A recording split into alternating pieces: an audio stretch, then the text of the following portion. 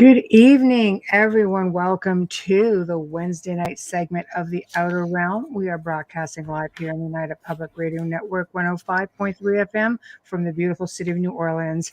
The Outer Realm is fully sponsored by the amazing folks over at Folgers Coffee, whom have been with us from the very beginning, and we couldn't do it without you. So thank you. Thank you, Folgers. We would also like to thank Dr. Snick, aka Justin Snicker, for his contribution of time and music for our new intro and outro. He's an award-winning composer of Halloween, horror, sci-fi, and dark wave electronic music, which can be found pretty much on any music platform. And tonight, we welcome back Lesley Mitchell-Clarke to the show, and she's going to be discussing past lives and reincarnation. So hang tight for that. That's going to be awesome. Love it. If you participate, however, in the show, you'll have to hit up one of our 8 platforms, which tonight platforms are Twitch on UFO Paranormal Radio, Facebook, Outer Realm with myself and Amelia Pisano, News on the Flip Side, Canada's Most Haunted, Joe Montaldo, UFO Undercover, of course, UFO Paranormal Radio and United Public Radio, and switched it up a little bit tonight. We're going to be on YouTube, UFO Gods and Extraterrestrials, and UFO Paranormal Radio, which, by the way, is now open not just to subscribe to, but you can now become a member. So get on over there, get yourself a membership, because this is the only place you're going to be able to find shows like The Gray Zone Uncensored, and everybody on the network is going to be adding their own contributions, and you're going to start being able to get access to some of the older shows as well, which are not going to be available just through the mainstream podcast sites, etc. So with that being said, we're ready to start, and we've got people in the chat. Look at that. Yeah. Zach Man, hello. Jessica Pisano, hello. Lisa Savoy, hello. Jennifer Lee Spangler, that's a long one. There's one more after that. Oh, yeah, that's right. Celebrated, you betcha. Anything for you, Jojo. Exactly. So, woohoo. I know. Oh, Adrian. Hi. Yeah. If you are listening right now on our YouTube channel, just click like and subscribe, please. You won't receive notifications like crazy unless you ask for them, but it does help our show. Right. How are you? Exactly. I'm good. Been that kind of a crazy day because, of course, like snowstorms and stuff like that just seems to really love our area. So we're getting smacked again for a couple of days. So yeah, we just got it now. The roads are covered. Ah, good times. Yes. Yeah. So yeah, I'm not really. I mean, I'm okay, because I have, the studio at home here, which is good. And I don't have to venture out for a couple of days, which is nice. So I don't mind it. I really do love to hunker down. There's nothing like hunkering down in a good storm in a haunted house. Oh yeah. It's like, yes. With some great Folgers coffee. Right. With some great Folgers coffee. Yes. It's great watching the storm from the inside, not necessarily outside. This is one of those days that just reaffirms the beauty of leaving a radio station. Oh yeah, this is good. That was hell for me. Don't miss the studio days. No, I don't miss the drive in the snow. Niagara Way is not. It's like a snow belt. It's not fun to drive. And here Jennifer's bragging. Not much of that in Myrtle Beach. Well, Jennifer. Yeah, whatever. I know. We're just jealous. Don't mind us. I miss the beach. I do miss the beach. I know. I have said that. Hi, Wee. Hi, yeah. I miss the beach. Oh my gosh, do I ever? Snowstorms. What are those? Okay, Zach. Thank you. I like the snow. I'm one of those weird Canadians that loves the 4 seasons. I love having 4 seasons. I love everything about them. I love the fashion. Besides the weather, I love how the energy in our field changes from winter to spring to summer and fall creeps in. It's just it's a little bit more noticeable here. And when I'm shoveling my snow, Zach, if I shovel, because I have a husband, so he does that. But anyways, if I'm helping out or doing the veranda or whatever, you know what's in my mind, Zach? Zach, can you hear me, Zach? Is no spiders, no alligators, no earthquakes. That's what's in my head as I'm shoveling, because it's only 2 months. Poor Jennifer has to it's put only up 2 with. months. Yeah. Yeah. We do have tornadoes, but we don't have hurricanes. Right. But yeah, no tsunamis because we're inland. Right. Just saying. Oh, I know. It's good times. It's good times. Man, I'm kidding. I'm kidding. I do love the beach, but I do love the break in the seasons. It's just me. I like the change. Yes. Yeah. I got a fan on, so if you see me eating your hair, my hair and constantly touching my face, it's because of that. It is. It's just, you have these tiny little wispy hairs that look like, I can relate to that. I'm always like, seriously. And if you don't have a fan on with the lighting, you just die. So yeah, honestly, I don't suffer too much from that right now. So it's quite the opposite. And in the house here, it does have really large, 3-foot thick walls. But when it gets cold out, it really seems to absorb it. It's like, oh yeah, you feel it. You really do. So you got it, did you, Zach? I know. I like making snow angels. I'm good without that. No. We're going to be bringing our guest on in a few minutes. So I know if you want to read goodbye. I wanted to just quickly make mention, if it's okay. Do we still have time? No. Okay. Yes. Of course. Thank you. So we discuss a little bit, not often, about missing children here, because it's really hard to discuss it and not use an example. And I am very much bound by confidentiality when I'm working missing children, even if it's a public case. So I just want to put it out there, because I have been approached in the past, and just recently this last week. And I don't mind helping. There are 2 requirements I have. Family, it's got to be parental or guardian permission, and I need a police report. If you cannot provide those 2, I need a direct contact. So contact, sorry. If I can't have those 3, please don't approach me. I don't, it's just, it's so wrong in so many ways. You need family permission because, and I'll explain it really quickly, because you don't know who's looking for that child and you don't know why. So that's the reason for family permission. The police report is to actually prove that that child is missing.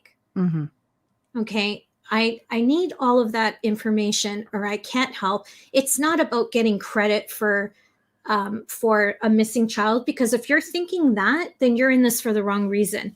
I do, and Michelle can attest that I do my work anonymously. I don't come forward at all. I always work through another person. But if you're bringing me a case, as I said, I'll be more than happy to help you.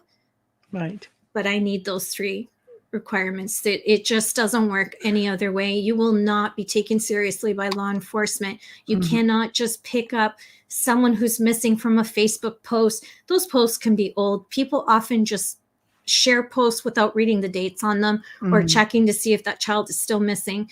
Keep that in mind when you're sharing a post, because you could be reopening a wound for a family that has just, received closure. So as much as you want to help, it does require a little bit of your time. And with that said, I'm more than happy to help anybody. You can contact me on my website, ameliapisano.com. Please don't DM me on social media. I don't take that seriously. It needs to come in an email form, because that's also a legality. It's a legal way of approaching me. You cannot work that way with mediums. You're going to do more harm than good. That's it. That's my rant for today. It's just because people think that I don't want to help them because I won't be getting the credit if I don't get that information. It's got nothing to do with that. Right. My God, I didn't get credit for the last 7 years. Right. Really? So thank you. All right. Bio. There we go. Oh, and Yes. I will just add that if I had a person in my family who was missing, and if I had a missing child, there is nobody else on the planet other than Amelia that I would want to have to do it. Thank you. Thank you. 100%. I know how you I are. wish I could save them all. I wish I could just line up those faces and just bring them all in. I'm going to cry just talking about it. It's just something that I take so passionately. I've had this experience from my own family, and it didn't turn out well. So I know what that looks like, not feels like. I know what that looks like from both sides of the coin. I take it very seriously. The big one here is knowing who is looking for that child, because you will not believe how many parents who don't have custody will reach out to psychic that they know can get it to find their child, and all of a sudden you've become a part of a crime. So think about that. All right. Okay, now on a lighter note, now for real, I am so excited for tonight's show. She is Toronto-based clinical hypnotherapist, specializes in a number of modalities as well as metaphysical therapies, such as past life and later life regression. I need to ask what that is, because that's interesting. Later life regression at Lesley Toronto Hypnosis Clinic, our own Canadian and Lightwork Hypnosis. Please welcome back Lesley Mitchell-Clarke to the show. We're just waiting for her to come on in. So forgive my voice. And hello, Tina. Yes.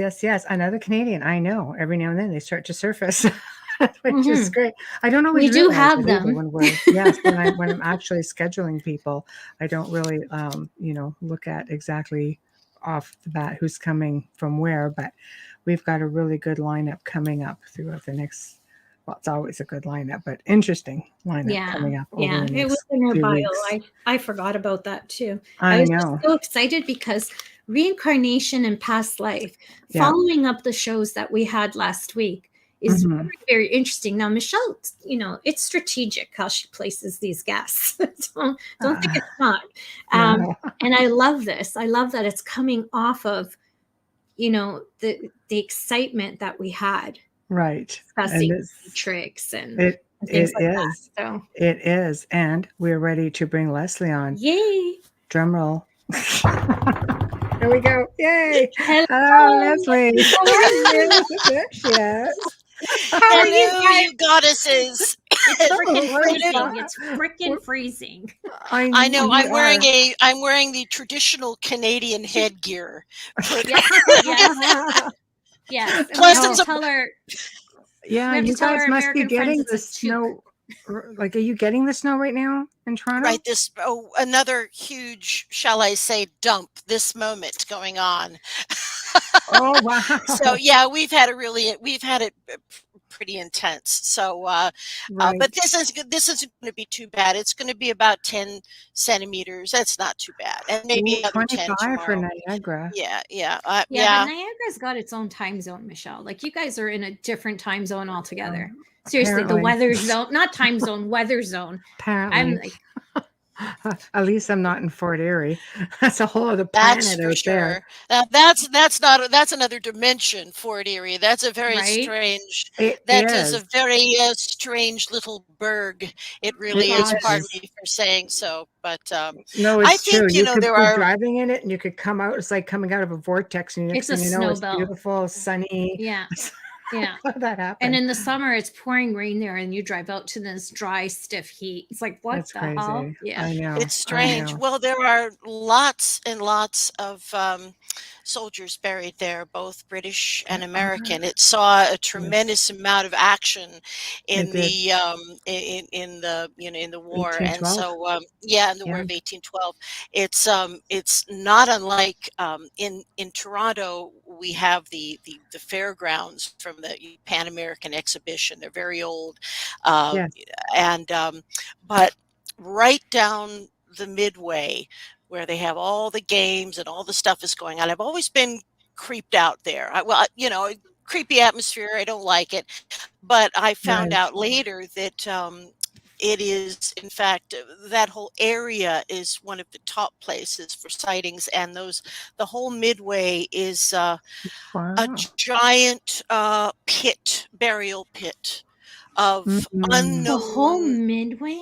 The whole midway, British and American soldiers. Just a mass grave. Mass grave. And we go there for 2 weeks every summer and party on it. Okay, I have a whole whole nother view of it. I know. I'm not gonna lie, and I pray to God, CNE, no one from there is listening. Don't take this personally. I've never liked the CNA grounds. I've had to work in the food building before for the company I worked for, but now it makes sense. Well, it's a very active haunt, not just residual haunts. Of course, there's plenty of that, like at Gettysburg, where you're seeing.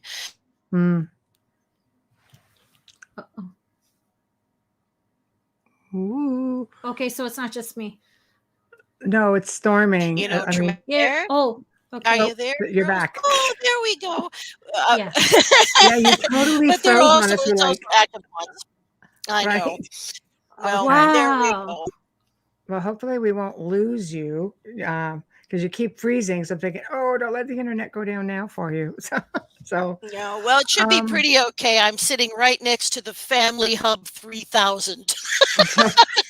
The new modem I bought, which is just as effed as the old modem. So what are you going to do? Great? I don't notice any difference. No, I went up like mega. I don't know how many. I don't even want to talk about how much it cost me. And I'm like, Michelle, am I okay? You're frozen. Really? Yeah. I just plugged right into the computer. I don't even go Wi-Fi anymore. I'm so tired of it. This house has walls that are 3 feet thick. I'm just like, I'm not going to attempt a Wi-Fi. Yeah. That would just be ridiculous of me. That's part of my problem. Our house is quite old, well over 100 years old, and it's a brick house. Yes. I want what you're on. And of course she freezes, right? I know. We're right in the middle of fun. Oh, wait for her to come back. There she is. I'm back. I didn't go. I saw you girls bleep out there for a minute. Oh, we just saw you completely freeze. Well, all three of us are literally in a triangle of a snowstorm right now. So it's true. Well, yeah, there may be some aspects of that. You know, it's pretty wet and nasty out there. Anyway, I'm so glad to see you guys, though. It's a delight to be here, and it's always nice to have you join us. Celebrating on February 9th. Oh. 9th in Aquarius, you probably. Oh, I know it keeps freezing. You keep freezing, yeah. So I don't know. I'm hoping that we're not going to lose you somewhere along the line. We're always delighted when you join us, and we thank you for joining us again. You're just a wealth of information, and I'm hoping that I'm not freezing for you over at your end. But tonight, you're actually going to talk to everyone about past lives and reincarnation. Oh, you're moving. I saw you blink. I saw you blink. We know you're with us. You have to be there because I saw you blink. I know. I'm just trying to sit still, but I'm blinking. Oh, yeah. I know. We keep losing you. Do you want me to log off and log in again? We can try that. Yeah, there's a lag too. Yeah, let me try that. Thank you, Leslie. Okay, thank you. Let's see. She will be right back. Hi, Tina. It's raining in Montreal. Oh, yes. I hope we don't get snow after that because there's nothing like the temperatures dropping when it's raining here in Canada. No, it's brutal. It's brutal. Bradley says you can keep the snow. Well, you know what? About the CNE. Yeah, we get that. We get that for sure. No, I can't complain. But you know what was strange today? I saw robins.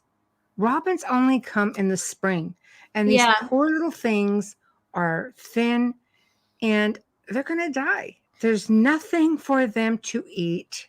Where did you see them? They were just here in the falls. No, but like close to home where you could put food or no? No, storage. Yeah, see, it's hard too because if you put food out for birds like robins, they will rely on that and you have to be diligent and be there all the time. It's not like they eat seed. Oh. They eat bugs, they eat worms, they might eat like dog food, things like that. Yeah. But I mean, I only see cardinals. That's it. Yeah, but they're winter birds. Like, we just don't have those. I mean, it's terrible to see robins at this time of year. They're thin and they're just not going to survive if we get a cold snap. That's for darn sure. Yeah. So, Tamara feeds birds all year round. yes, I used to at the other house, because we had, like, an acre and a half, over an acre and a half. So we had feeders everywhere, and we never had bugs, which was good. We have a lot of owls here. A lot of owls here. Yeah. Yeah. The Burlington house had them here. Not so much here, but and then you get one. I'm hoping she's not having any difficulty logging back in. Why don't we just sort of keep to the topic? Yeah, I'm just really, really sorry, just in shock that she said the CNE, because it just makes total sense. I was really always afraid to walk to my car. There she goes. Hold on. Okay. All right. We're going to try this again. Let's try it again. Let's try it again. Okay. We're going to try it again. So we're going to let you talk. Yeah, we're just going to let you go. And this way here, we'll get as much topic out as we can. So we're talking about past lives, and we're talking about reincarnation. So, of course, being a hypnotherapist, you've been doing this for a long time, because I know we've touched on it with near-death experiences when we've spoken last. And you'll be, just so y'all know, Lesley's coming back on again this summer for other cool stuff. Can't just give it all away right now. But no, we need her 3 times to 4 times a year.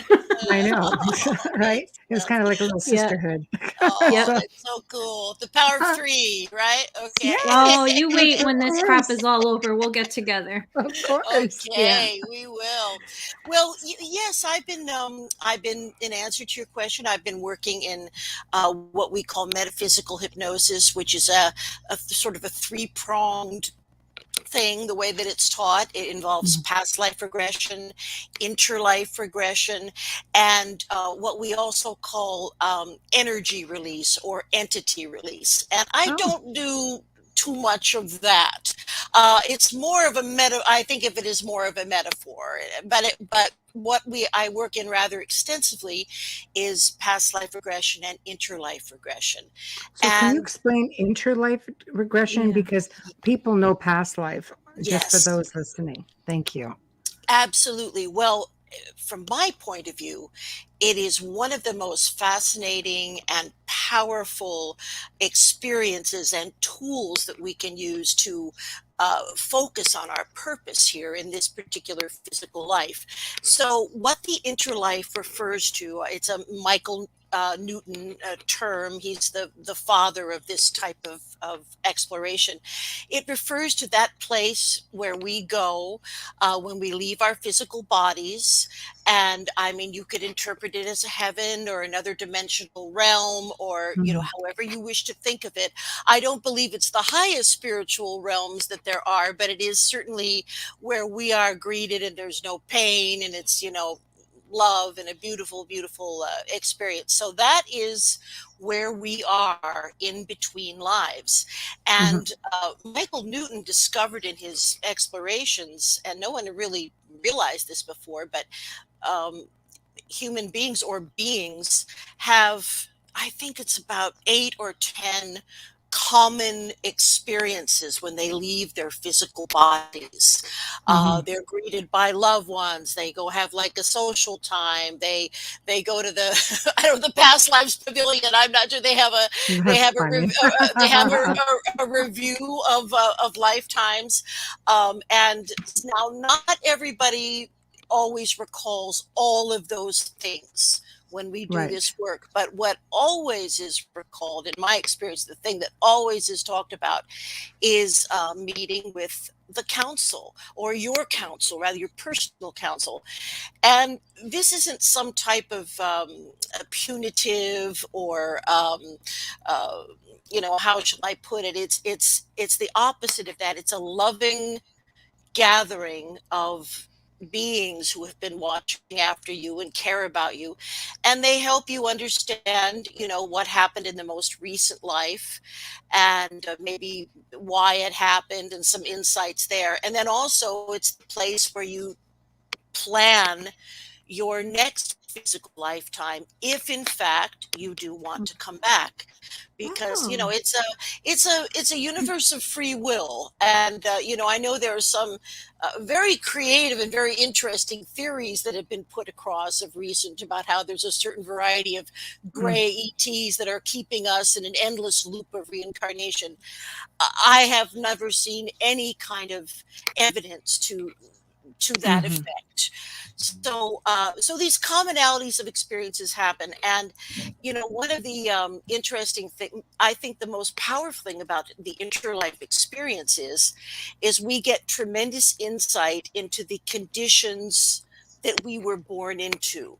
In other words, the family unit, the group of people that would surround our upbringing, the conditions, the location, the parents, even, of course, siblings. So when we understand that we actually made choices, and maybe one's father was little more than a sperm donor, in the course of one's life, but yet perhaps there was something about that DNA that you needed for your life's work or whatever. So that was part of the package. So instead of, whining, this is great talk from a therapist, but, instead of complaining and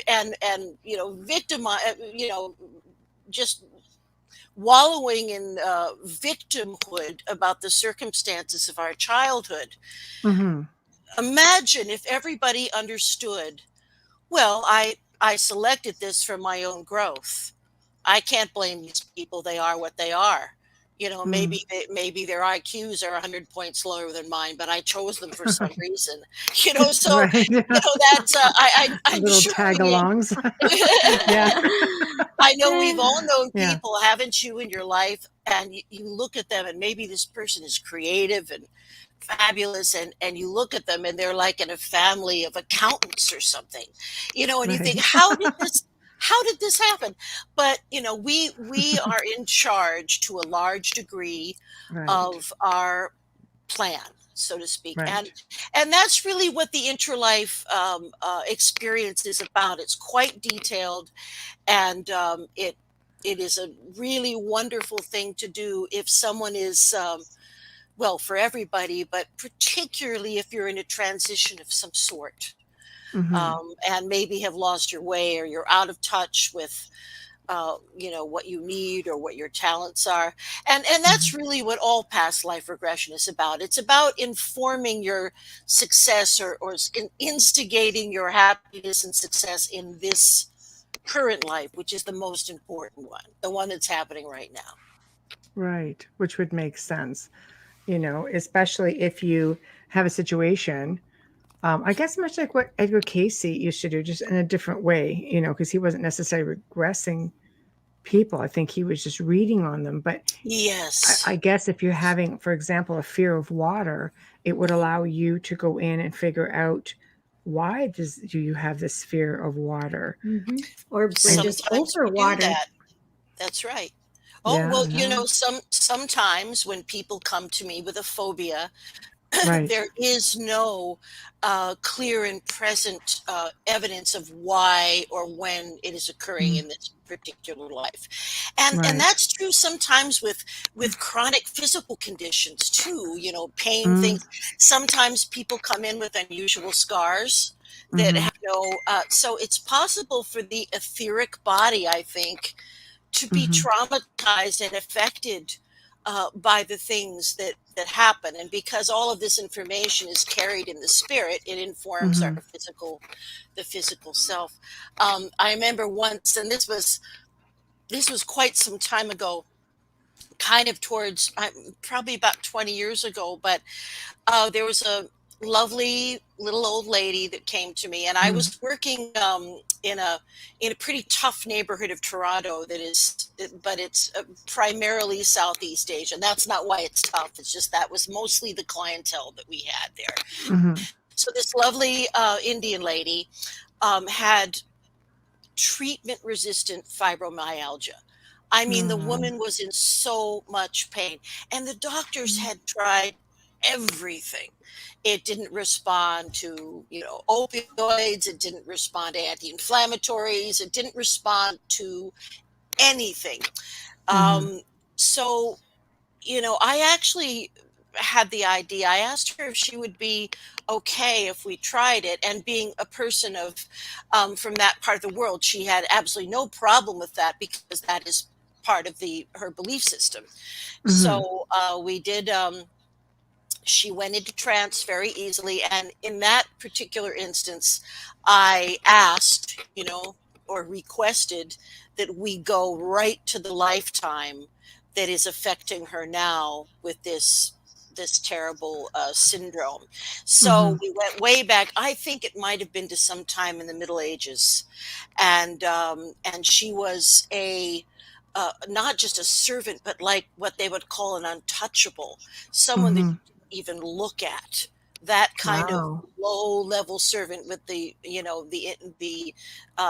caste system in from centuries ago. So her job, or one of her horrible jobs, was she had to go to a physical water pump and pump water for the rich family in the mansion all day long. She just wore her body out. And the pain that she was experiencing now is the pain that she brought with her from that really tough life of physical labor until she just worked herself to death. Oh my gosh! And once that was released, I mean, there was huge relief. Now she was a little old lady who probably had some arthritis and this and that, but I mean, the pain was gone. I'm going to say like 80% gone. So it was in fact miraculous, and nobody would, the doctor didn't accept it. Nobody would accept that would be what would happen. There's an example of carrying a trauma, a physical trauma. And this was not just a most recent life. This would have been, from some time ago. So why it was resonating now, I don't know. That would have to do with her journey and her plan and who the people in her family were. And was one of them the grand, poobah, the house? I don't know. So, but there you go. Yeah. Not unusual. That's amazing. Yeah, that's crazy. That's like, I mean, to think that something could creep in just from, such a long time ago. But I guess it is, could that be like similar to like a DNA imprinting or like a lineage thing? Like, could you suffer from that sort of thing too? Yeah, I do. I first of all, I think that probably we have a lot of what could maybe be called sympathetic DNA that isn't maybe even visible, that there are more strands than the 23andMe. And I think, that experiences can be contained in DNA sometimes. And particularly apparently a physical trauma can resonate. I mean, whether that information is in our soul and it's external to us, or whether it is in fact in some type of etheric DNA that is part of our soul structure, who can say? But it certainly happens. Wow. It's something you don't think about when you think of past lives. I think most people can agree that you think of past lives. It's something that you just want to go back and, what was I? Was I a king? Was I a queen? Was it, everybody wants something glamorous, but you don't think of things like that. I had found out, because I used to get terrible headaches, and I mean, I wasn't regressed at all, but a medium had picked up that, no, in one life, you got stabbed in the back of the head. And that's where my pain always was. I was like, what a horrible thing to have happen to me. Wow. Well, I was not impressed. but I mean, terrible things happen to people. Spears and I mean, swords. I had a guy, especially that far back, right? It's not like they died of natural causes back then. No. But yes, certainly a sensitive, a medium can look into the Akashic records and sense, past lives. It was just out of the blue. She saw me on a was, tour and just went, "Oh, I see this," and I was just like, because I well, said, "Oh, I have a headache," and she goes, "That's because blah blah blah." I was just like, "Thanks." It'd be crazier if you had an indentation there. That would be like crazy town. You might, because I've heard of that. Sure, you might, but you needed to hear that right then because you were having a headache. Why were you manifesting the headache at that time? No one knows, but sooner or later we have to deal with everything. Sooner or later we have to deal with everything, and it pops up, and that's just my theory. It just pops up, and it will manifest if we don't deal with it. It's frightening when you think about how many lives some people have had. Just how much has to manifest. I know. That could be frightening here. Okay, well, put up there. People come in. Oh, I'm sorry. Go ahead. No, you go ahead, Lesley. Oh, yeah, we're just putting up comments as they come up for you. Okay. I was just saying that I think that people can come in for all kinds of different purposes too. Sometimes they come in as an unselfish act.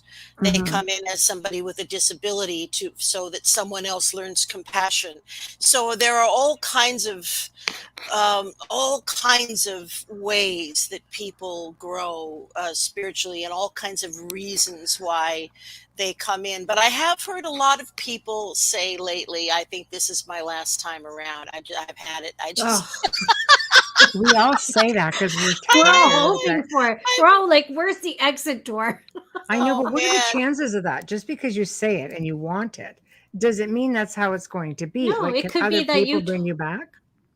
Well, I think it is, although we do have free will, I think sometimes people can be convinced to come back.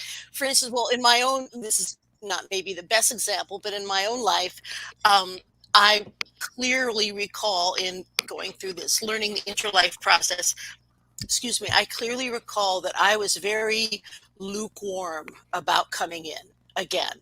I was very lukewarm about it. But my brother and my sister, who I adore, my brother's now passed, but we were extremely close, and they really wanted to come in, and they really wanted the parents, because they were both musicians, and they want all this musical stuff, and come on, but they wouldn't go in without me, and I had to be the eldest, because unfortunately the person that was going to be the mother was just my mother was just a bitch on wheels.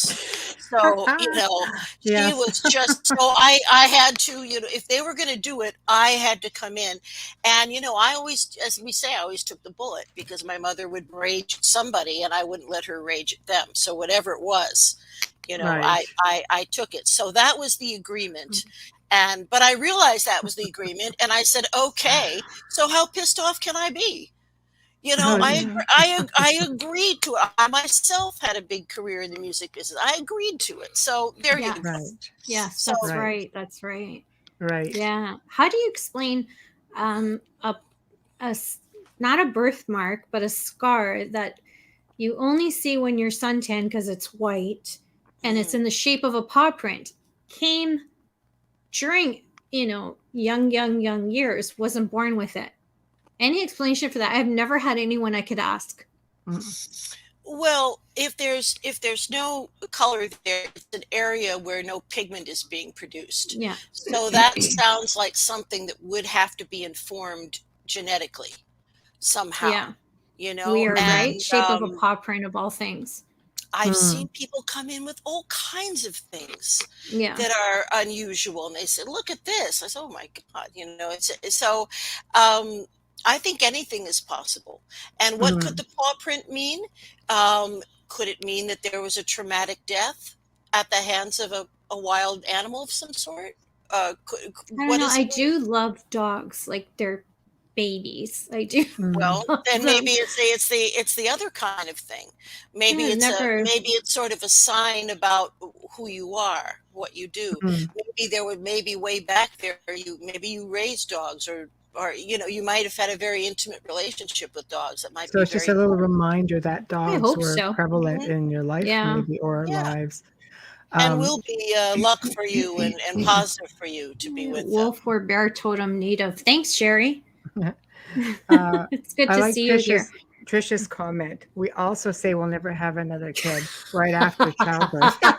We forget it's true. That is so Every true. woman on the True. planet has made I'm that never comment. doing that again. Oh my I'm God. never doing this again. And I mean, hate my husband. my idea of natural childbirth is no makeup. That's give me everything else you got. Give me that I made it to the last window. Demerol drip. Oh my gosh. Here's a question here. Did you want to get this, Amelia? Sure. Thanks, Michelle. Tina says, wow, so interesting. I do believe that anything that is related to health issues is related to past lives. Like you said, it's an imprint from your past life. Do you need to release in order to heal? I can release a lot of stuff without specifically naming it through just regular mainstream hypnosis. I can literally tell someone, we have all kinds of things we do to simply let go of the trauma. So I wouldn't say that 100% of the time it's necessary to have a past life regression to release cumulative trauma that you're carrying around. But I think it is certainly a lot more fascinating and maybe a much deeper experience if you can do this release through the process of regression. And I know a lot of people ask me, and this is, I'm sure you were going to ask me this in a second, I picked it out of your brain, but a lot of people ask me, how do you know, like, how do we direct ourselves? What lives are supposed to be explored? How do you know where to go? How does this all happen? Right. Well, usually when people come to me for a past life regression, it's most often in midlife when they're in transition. That's the most common time that these things will happen. Some people come to me and they have had memories or feelings or impressions of a particular time in history or little scenarios, or they feel that they knew someone before. So for those people that have actual, attachments to different, I will direct them to, direct is the wrong word. I will guide them. Yes, I will guide them towards accessing those lifetimes with which they have those particular attachments. But most of the time, I just put an intention. I just put an intention out to the universe that we travel to the lives that individual needs to hear about today. And I do my best to take people to at least to 3 lifetimes. I do my best for that, but it depends a bit on how much information, how detailed they are in their recollections, because I just let them talk. And so sometimes someone will spend 45 minutes exploring one life. And I don't generally like to keep people in trance longer than an hour and a half. I think more than that, it's much too hard for people to integrate back into our third density and get in their car and drive away. You know what I mean? It's draining. It's really draining. I like Adrian. Pardon me, dear? No, I like Adrian's question. Can one do a release without knowing the negative cause? Yes. Absolutely, one can. As I said, and I do that in mainstream hypnosis all the time. Especially, I do an awful lot of work with first responders. I'm a consultant for a psychology firm that pretty much has, these dear people, police officers, firemen, EMT, the people that have seen the worst aspects of humanity. And these dear souls, they're strong, but they carry a lot of trauma. And I can So I work on releasing. I have an idea about what the traumas are, but they don't have to name them or relive them for us to release them. Because the subconscious mind knows what the trauma is. And that's all I have to say. And then we go through a release process. I have a lot of different ones depending on, where the individual is, sort of spiritually or emotionally. So yes, we can. Wow. I'm sending you my ex. Ouch.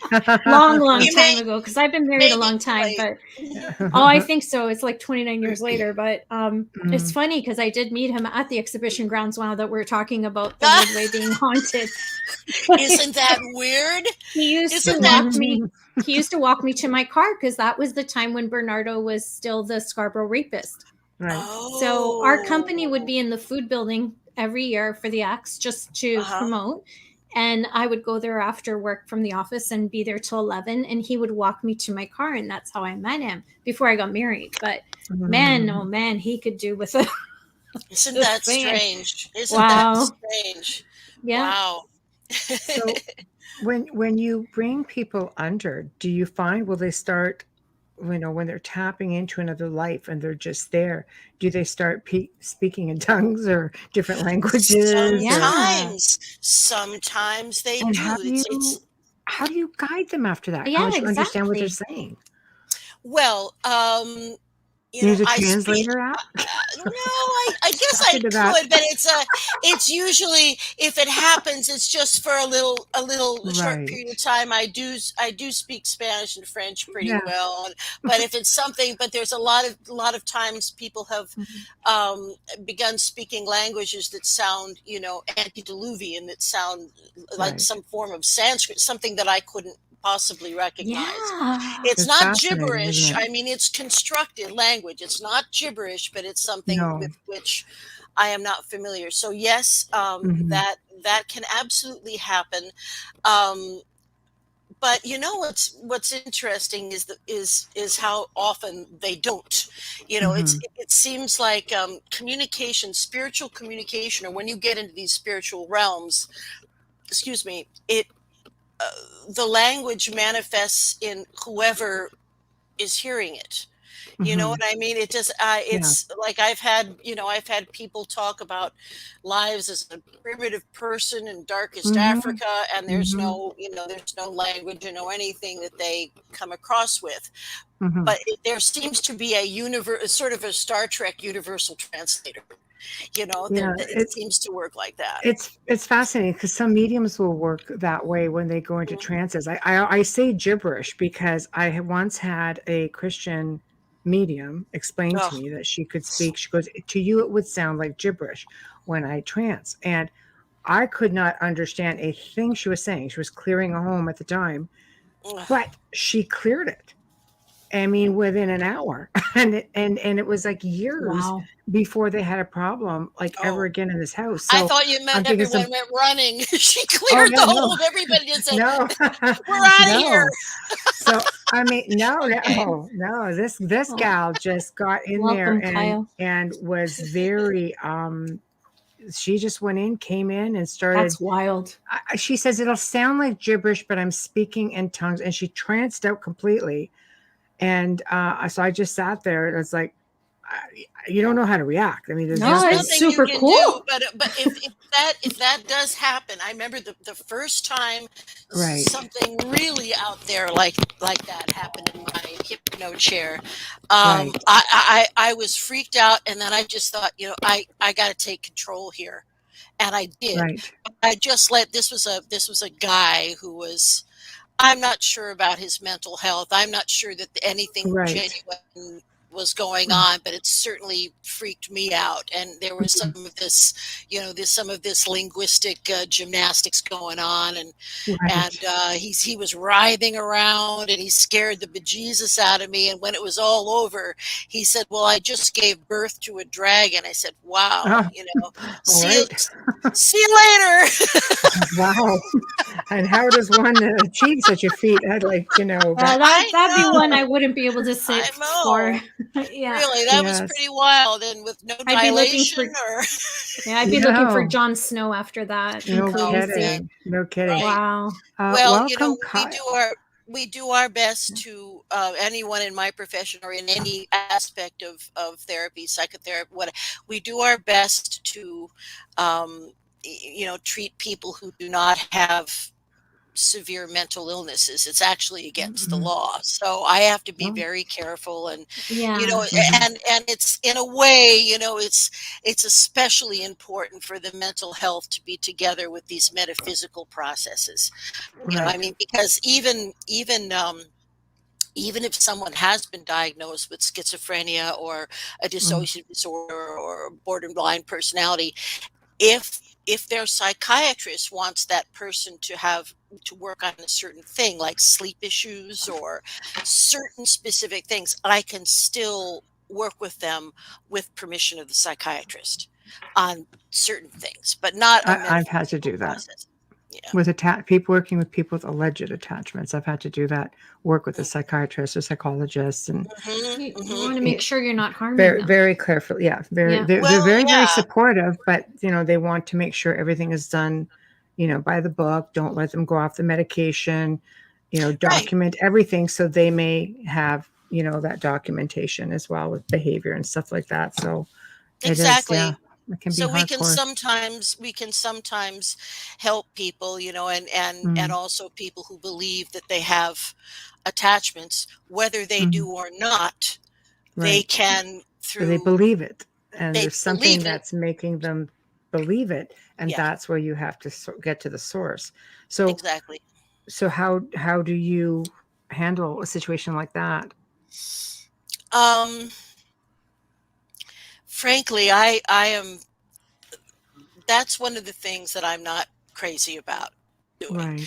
But we have a process for it in hypnotherapy, which I mentioned, energy release, and we actually ask the attachment to identify itself.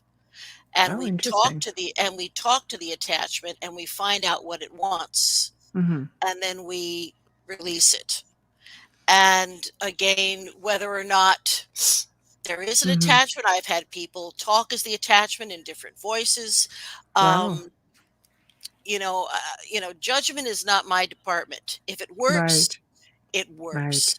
And and I always am very, very careful with my space. My space, I sanitize it with sweet grass and all kinds of things, and kosher salt. My treatment area is always scrupulous, but sometimes if I'm working on Zoom, I don't really have any control over what the patient or the client's space is like. No, so I don't always have that.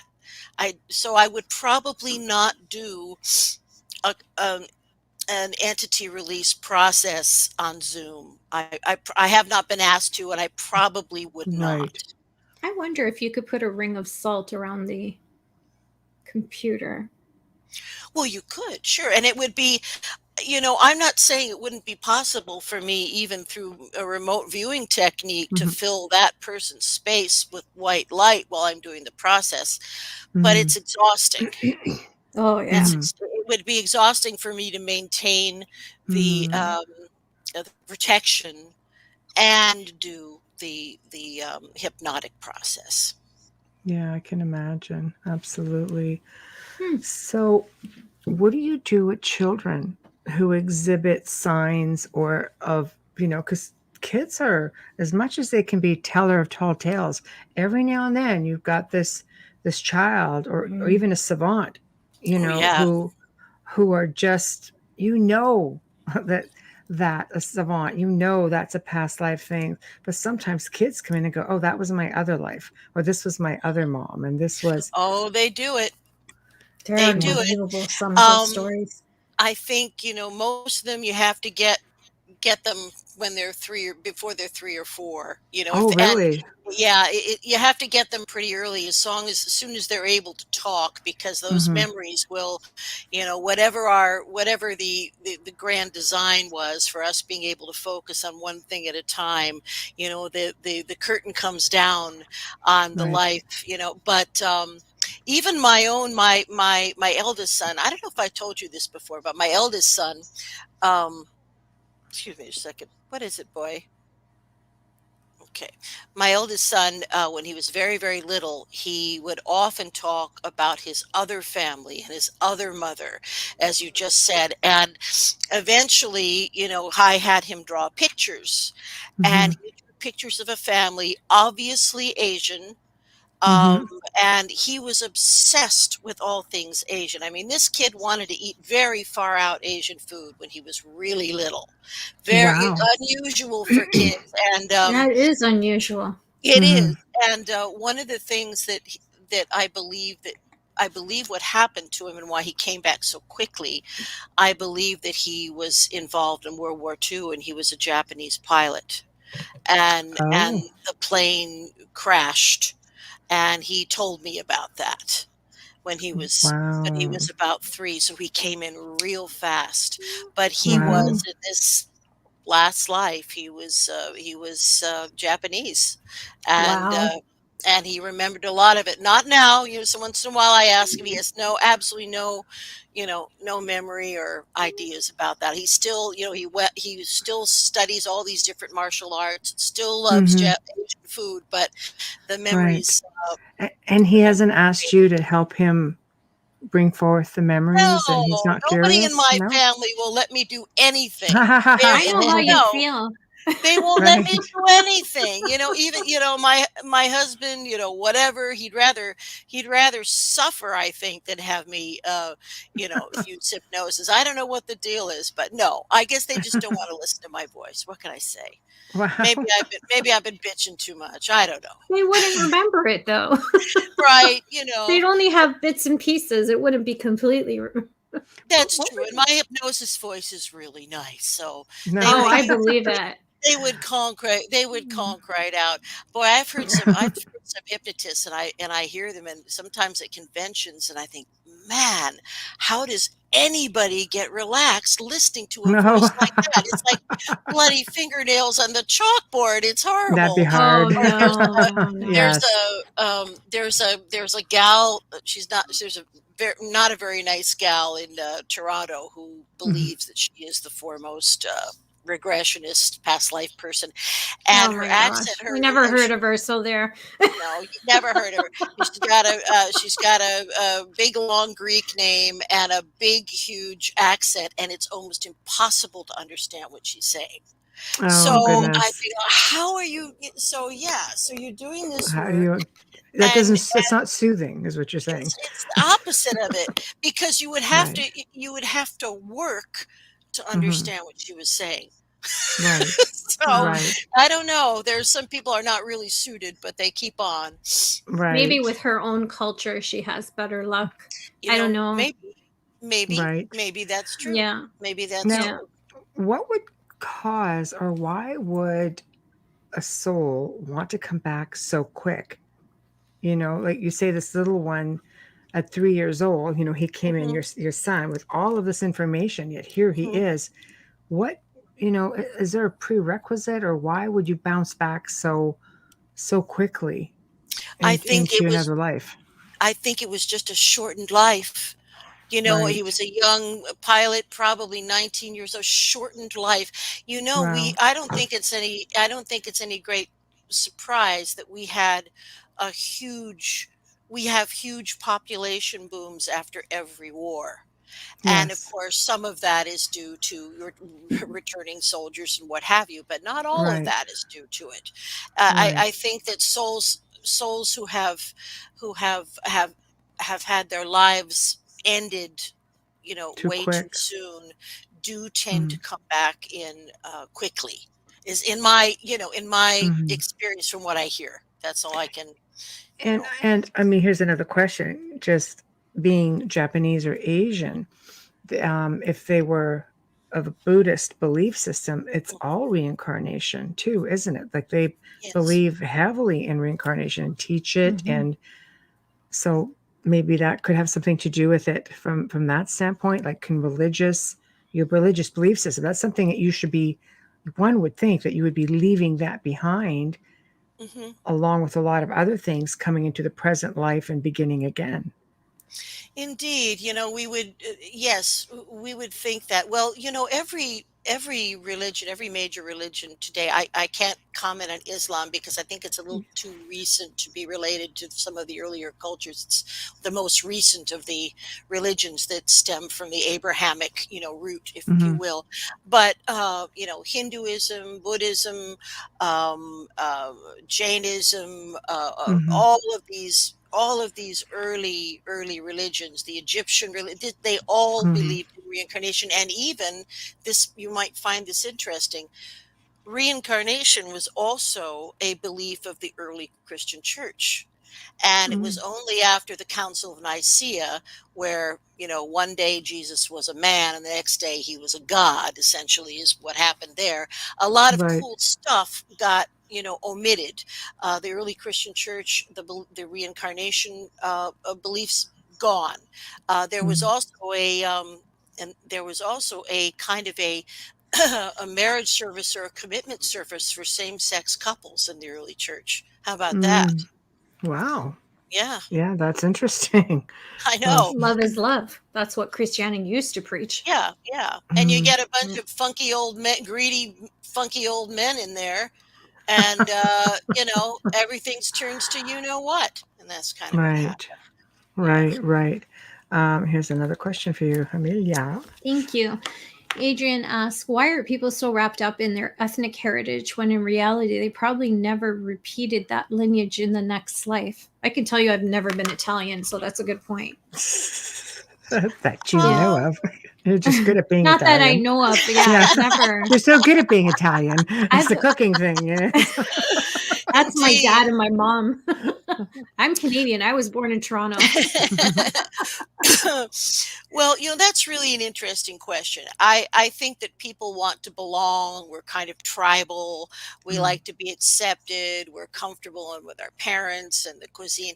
And actually, from what I have heard, it's not unusual for people to say be Italian and more than one lifetime. It depends completely on the individual, but more often than not, we are out there getting wide ranges of experience in all ethnicities, in all times, and all. So, why are people so hung up on their DNA? I think they just want a sense of belonging.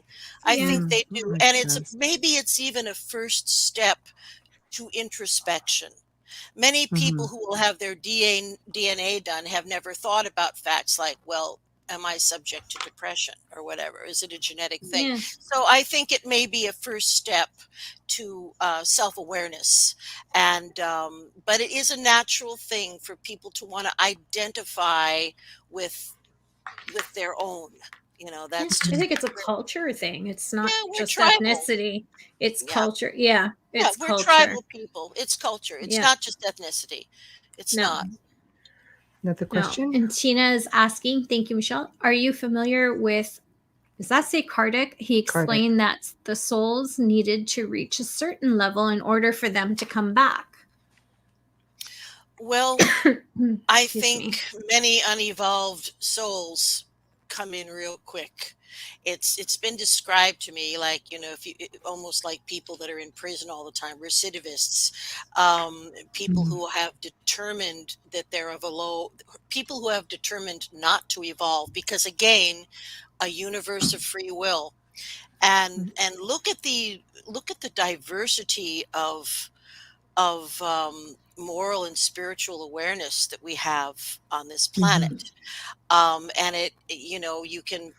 it's very easy to see that there is a percentage of people on this planet who have determined not to evolve, and for whatever reasons. And Now, I haven't had an experience of working with anyone like that who has come to me, because these are usually going to be unaware people, criminals, people who have lost their way. But what I've heard is they don't go really to the council and go through all those processes if they don't want to. They just want to get back in life. So it's almost like going in one door and coming out another.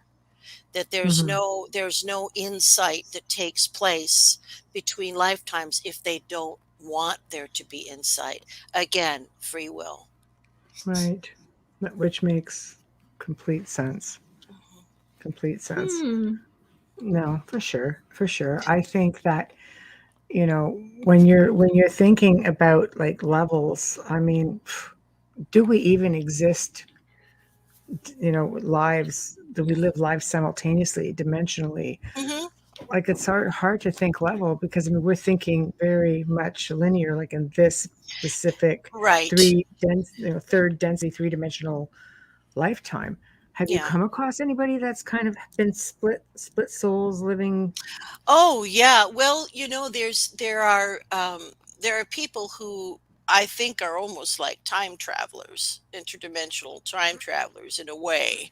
And I think it's possible, but I think it's more of a thought process than putting your body in a capsule that at superluminal speeds. I'm not quite sure how it works, but I don't believe that time is linear by its true nature, as you just said. Right. But yeah. in the third density, we have to have reference points, so we show up, so we get stuff done. And I think that's probably also part of the same process why we have temporary amnesia when we're here, so we can focus and learn and do the tasks that we set out to do. I think so. I wonder if we have the ability to decide on what we want to do in the next life. Do we have the ability to say, nah? Apparently, yes. I hope so. Apparently, that's what the council is all about, where you discuss, well, would this be better? Or how will I learn this best? If I do that, will it affect somebody else positively? Or yes, I think that's the whole thing, is like a map, like an agreement. And now sometimes people have asked me to do future progressions, if you will, and that can be done. But I will say one thing about that. I think that there might be several possible timelines that are all potential timelines.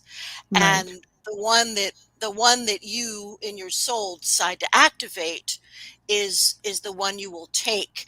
But I'm not sure how accurate progressions are, because you can always make another choice.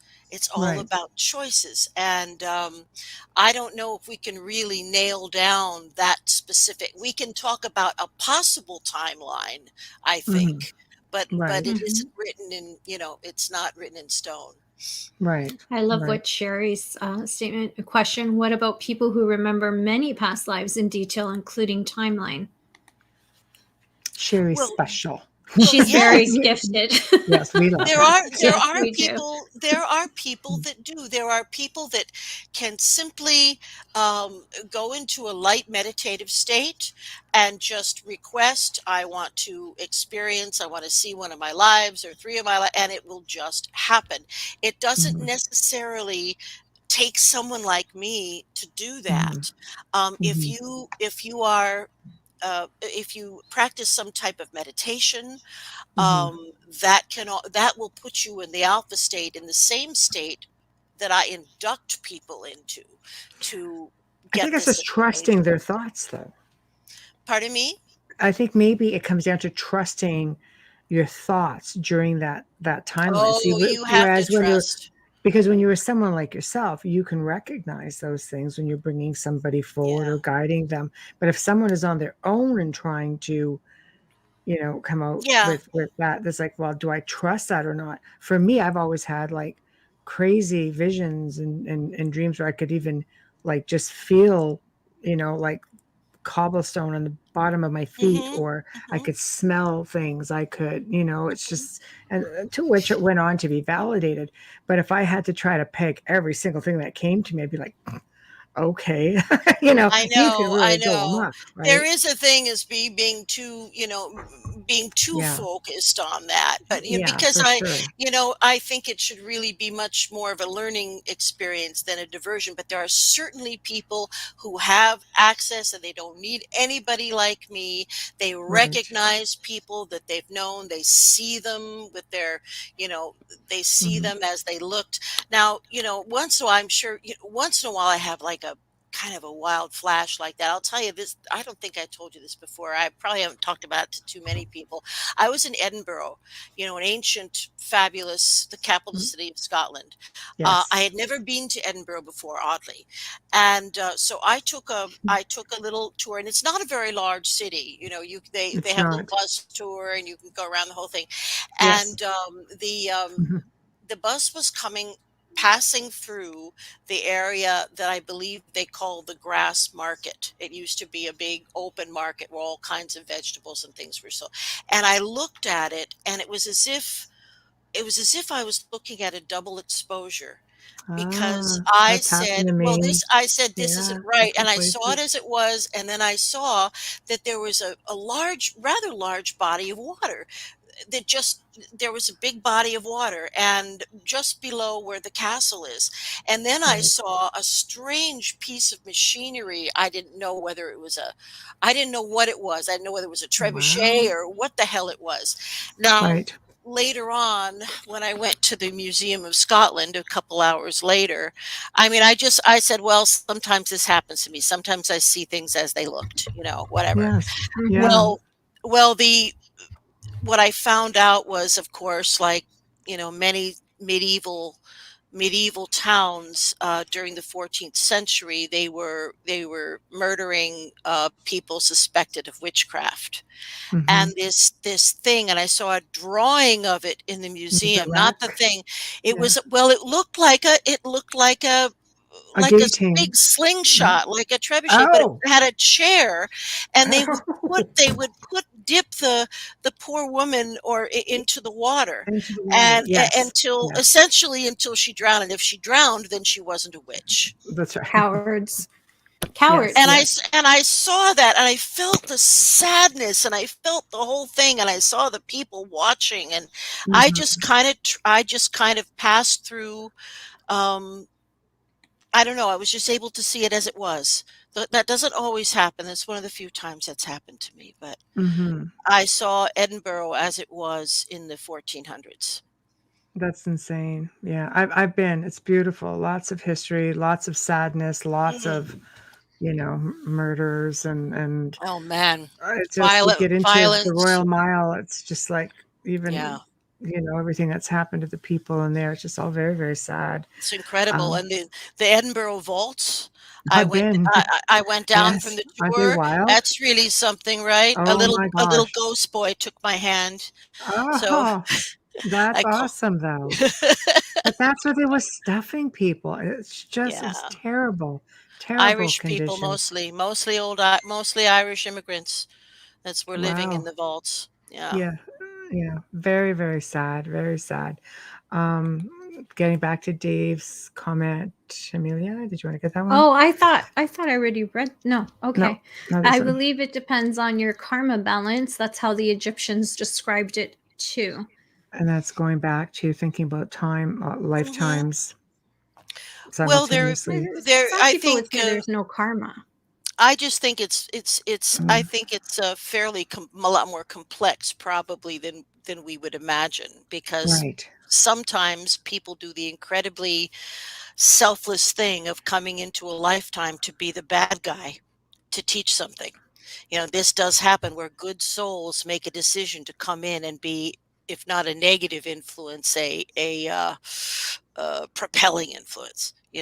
Oh, So karma is, I believe it exists, but I think it's really just the law of balance, like as mhm. the Egyptians, mot and the feather, right? That's So right. That's right. I would Yes. agree with that. It's a question of balance. Mhm. But ultimately, I believe it is a fair universe. Mhm. Ultimately, we have to deal with everything, and ultimately, everything is balanced out. Okay, so let's touch on twin souls versus, Mm. let's say, soulmates. Mm. Well, I was in doing this work, I was taught by my teacher, Dr. Georgina Cannon, that we have many soulmates. We Right, don't just have one. We have right. many, we have passed through time and eternity. We're immortal. We have many, many soulmates. Now there are people that call themselves twin flames, Mhm. and now those people claim to be actually the same spirit, but expressing itself in two bodies. And I say, why not? I mean, Right. So okay. would it be this? Oh, hi, Mama. Well, Yeah. Uh, Dr. Pauline asks, Dr. Michael Newton has stated in his book that a soul can split and live two different lives Hmm. is simultaneously. that Hmm. Hmm. the twin soul That's what idea? yes, that's the twin soul idea. So Okay. it is kind of Newtonian thing, and we do accept that in hypnosis, and that is a decision that is Interesting. made. Yeah, Mhm. it's too complicated for me. I'm having enough trouble with one No, well, consciousness. It's interesting, though. Yeah, I it would is have thought interesting. that Yeah. you know how you get two people who've been together forever and ever, and Hmm. one will pass away and the other will pass away anywhere from days later to Oh a month yeah. later. Hmm. Soulmates or the twin soul thing again? Which how would you Well, categorize that one? I think it's probably so personal, it would be impossible to tell for us on the Right, outside. right. You know, it sometimes when people have these long lives together, it doesn't necessarily mean that they're soulmates, but they may be part of the family group, you know, and Mhm, maybe they were brother and sister in a past life who also were long lived together. So that's a mhm, type of a soulmate. So, you know, whether they were soulmates or twin souls, it's very hard mhm. to say, but it certainly happens an awful lot with you know, with older folks who have been together for many, many years. One goes and the other doesn't want to be Right, without them. right. So I could see that. And mhm. Sean actually has 2 messages, so why don't we just start with the first one? There we go. Oh, hypnotherapy, past life regression is amazing. I'm writing a book about my clients and their cool past lives. And then next is this Here, one. I don't believe a soul can split. That's an Well, interesting maybe you haven't come perception. Well, across it yet. I Yeah, think, and possible. I'm just gonna put something out here that is a little bit from our last discussion where I talked Yeah, about the regression work that I do with people who have had ET contact and such. right. And I'm just going to mention, we talked very briefly about perhaps some of the more horrible programs that have gone on with Yeah, military because that's the next show. collaborations. Oh yeah, that's the next show. We talked about that a little bit, We did. We but went into the yes. one of the things that and many of these poor people who have been involved, these many have been subjected to a kind of a torturous thing where their psyche is actually split in such a Mm, way that they create a kind of a synthetic schizophrenia. And the idea of for this horrible research, this horrible process, was that one of these beings, you know, the one that they split off, would be able to be controlled by the military and do nefarious things. so military abductions. Yes, It's a yes. whole So other this is the show. black ops thing. Yeah. So there are I think there could be in answer to this question, I think that there could be perversions Mm. where the psyche can be split. And does that mean that the soul is split? I'm not sure. I don't have the answers, but it's quite a question. Hmm. Yeah. Yeah, I already have a whole slew of questions for that, but for the All next right. time around because like, I know, because I can already just jump out with that since we're like talking spirits and essences and things like that. But that would be getting into something really a little bit deeper. Oh, it's out there. Yeah, we got to put on our tinfoil chapeaus for that one. I have a tinfoil toque. I'll get it out. I'll get it out. Just for our friends in America, that's a beanie. Yes, sorry. I didn't know what a beanie was when I started crocheting, and I'm like, oh, it's a toque. It's a beanie. Yeah. Just wear like one of those Jiffy Pop things. Yeah. I'll take the popcorn. That's the perfect thing. You pop up the Jiffy. Do they still have Jiffy Pop? I hope they do. Yes, they do. And wouldn't that make a great sort of a 1960s kind of thing there? That was the kind of popcorn as Canadians. I don't know about our American friends that we took like on the campfire when we went to the cottage or to the beach. And that's all we had. Yeah. There was no microwave popcorn when I was a kid. Well, nobody had a microwave. They were like, well, were they like $3,000? Oh, yeah. They weighed like 3,000 pounds. Yes. And they had a screen like that big, you know. Yeah. You were scared to stand near it. You're like, it'll make the perfect tinfoil hat, though. It will. That is a great idea. Yeah. It's still on the shelf. I died when I saw it. I'm like, wow. Oh, if we all show up in one of those, I think our listeners will just fall over. Oh my gosh. Remember how you really had to get it going so it didn't burn? You really had to get that Jiffy Pop. You really had to shake that junk in your trunk to get that thing going. Oh my God. You have one big muscular arm and one little two at once, ladies. I used to swing two. You have to if you have a family. It's not like you got that much out of there. It's only a small ball. Oh my word! It wasn't that much. I'm old school. I still go on the stove. I still do that. Okay, so that's a big shout out here for Jiffy Pop. So if you're listening, Jiffy, we're always taking money. Now there's going to be a run on Jiffy Pop. Every mom and pop store in Toronto is going to be out of Jiffy Pop. Not in this weather. Not in this weather. You'll have to play it on the archive. Maybe on the archive you guys will get that craving, but wait until the show ends before you leave to get that popcorn. You are listening to The Outer Realm live right now with Michelle DeRoche and myself, Amelia Pisano, and right back with us is our dear friend and our guest, Lesley Mitchell-Clarke, coming straight to you from Toronto, Ontario, Canada. That's right, can't breathe. My birthplace, and we don't use that word. Just saying. We do not. That is like, we are not the Mackenzie brothers. We don't say that all the time. We don't live in egos. No, my Irish grandparents said it. That's why I do say a, but it's because I was raised by my grandparents, and they said it all the time. Yes, so. And that was spelled A-Y-E, not like E-H, like E-H. Yes. I don't even use that word. No. But anyways, we're coming to you live from the gorgeous city of New Orleans on 105.3 FM radio, and we are streaming right now on United Public Radio, United UFO Paranormal Radio. We are on all of the Facebook pages, including Canada's Most Haunted and The Outer Realm, our own page. Yes. I'm like, there are too many to list. If you are listening right now, you're probably tuned into, and I hope, YouTube. And if you're there, please click like and subscribe. No notifications will be driving you crazy unless you choose that way. We would like to give a shout out. Now I'm lost, which is not difficult to do for me. We would like to give a quick shout out and a thank you to our intro and outro composer and award-winning musician and voice. My gosh, thank you so much, Dr. Snick, the sonic surgeon, Justin Snicker. You can find his music at Amazon and Bandcamp, and you can find him on social media and on Instagram and Facebook as well.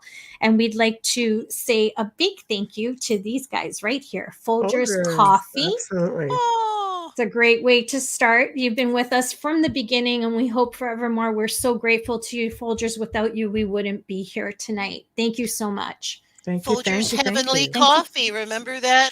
Folgers makes heavenly coffee. This is true. Remember that? Folgers makes the best part of waking up. Yeah, see, there you go. There you go. That jump in on it? That's outstanding. I'll harmonize next show. But yeah, and We love Folgers. Without them, honestly, we wouldn't be here. Oh, other question. There we go. Bubbles, fantastic. So we got everybody in the chat room is calling me that now. I am sorry. No, it's okay. It's I like okay. to say you're welcome, it's all good. It's all good. It's not a bad name. No. Sherry says, Lesley, with clearing attachments, have you ever had problems with them trying to attach to you? I really protect myself. Before I'm going to do any kind of process like that, I myself am in meditation. I have myself surrounded with white light. I have never, I think everyone, if they're going to do any kind of work like that, if you just take the basic precautions of protection, you will be fine. And I also, whenever I can, I love to do spirit investigations whenever it's possible. Whenever somebody will let me join them, I go along, I go with, and I have done a lot of entity release in that milieu, sort of transpersonal psychology, talking people over to the other side. I have never had any knock on wood, inkling of any kind of oppression or attachment. But I think if one just uses the basic cleansing, protocols that are available, you can, I'm sure Michelle can tell you what to do, and Amelia can tell you what to do if you need to, but just use precautions, and there shouldn't be any problems with attachments. Lisa Savoy says, Lesley is the greatest. I had 7 regressions done with her. Man. Oh, you're so lucky. What a sweetheart she is. Oh my goodness. And wait till you read her new book. Oh my goodness. It's really wonderful. Yeah, she has a brand new book that she's just published, and it's about her really unique, really fantastic experience. I don't mean fantastic as an unbelievable. I mean amazing experiences. Yeah. Yes. Do you do regressions bring you guys both on together? Yes, I absolutely do. I absolutely do regressions online. During the COVID, I just had to get comfortable with it. Michelle Million says, I sure wish she was near me. Well, there you go. There we go. I absolutely do work remotely, and I can tell you it works. And all you need to do is drop me a line, and we can make a plan. There we go. There we go. See, anything can happen here in the outer realms. Anything. Anything. Exactly. Bam. Just like that. If we can go back to the whole, when we move and cross over, or wherever it is that we go, when we go through this counseling thing, is this like a detoxification sort of thing, purging ourselves from this specific life and preparing for the next? Or, because if that's the case, and we're bringing in all of this pain and these, this darkness with us through some of this lives, like, I understand why we're not really meant to remember them all. Like, if you just think about how many losses you've suffered, just grieving alone would be difficult. Leaving, I mean, as it is, some of us have that sense of leaving someone behind, and that sense of longing. But what exactly does the whole counseling thing do if you're still sitting here fixing some problems from other lifetimes? Okay. Well, I think a big part of the answer to that question is, I think that from what I have heard, what I've come to understand, this realm, this higher vibrational realm that we ascend to, negative emotions just don't exist there.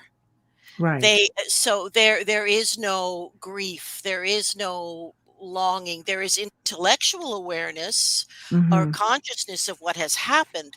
So I would say that the whole counsel idea is much more removed emotionally than you would probably think.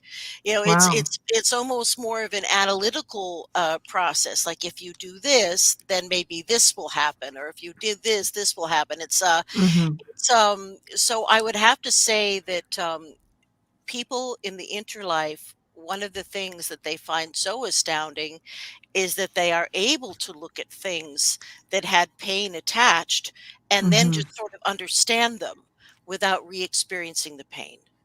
Right. Yeah, and that's from what I have heard, that's what it's like. That's why it's not fearful. Nobody criticizes you, Mm-hmm. and you don't re-experience pain, but you do have an awareness of your actions and Mm-hmm. how they could have been involved and how they can improve. And one thing I think I might have mentioned this last time I was on. One thing that's very interesting about these councils is that they are not necessarily only human beings that are on them. Okay. Oh. In our interlife Mm-hmm. realm, it would seem that we are in a soul group with many beings that are very similar to us.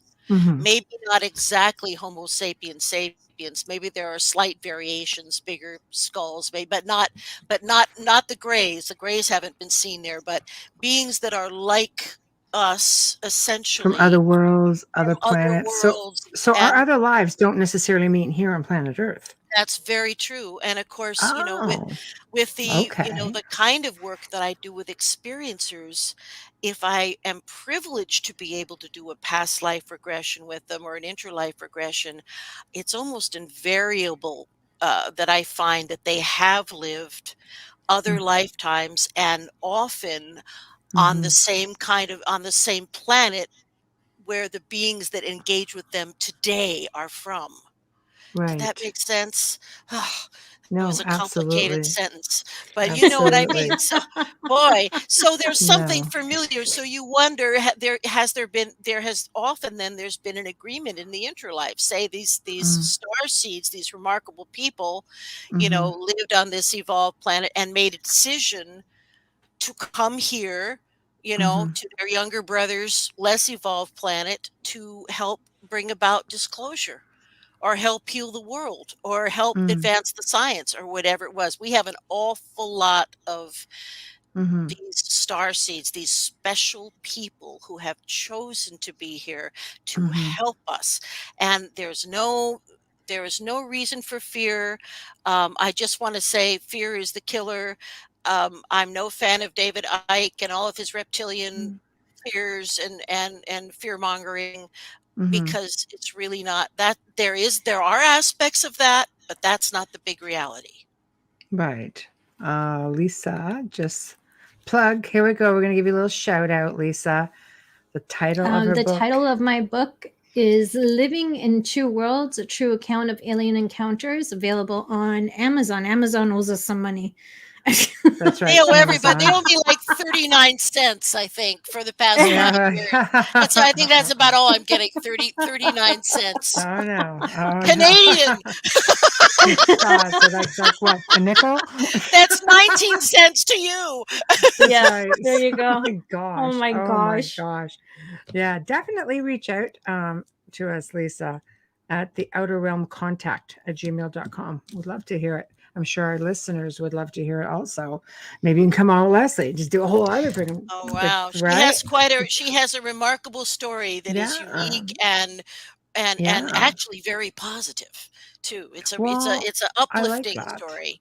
Mhm. It might be kind of interesting, just to kind of hear everything she's going through. And then you can always be here to coach her through as to what Sure. your part in her journey was. You guys can agree on see what you like to do. We'll put something together. I think it'd be a lot of fun. That sounds Um, fantastic. yeah, well, you're coming back on anyway. I think we've got you back in June. So Fabulous. for this I kind of just talk, wrote that actually. down. So Fabulous. no, I think it's fabulous. Do you think people, fearing death? Should you fear death? No, not at all. You're going No, home. We're wearing the meat right. suit here, kids. This is the cruel school. This is the dense reality. This is the tough part. We're Right. here to help others. All of us are, Mm-hmm. we're midwives of disclosure. We're all here as Mm-hmm. healers. And there's a lot of Right. us here, and there's a reason for that. Mm-hmm. Big things are going to happen, I believe, in our lifetimes. Yes. I I sure hope so.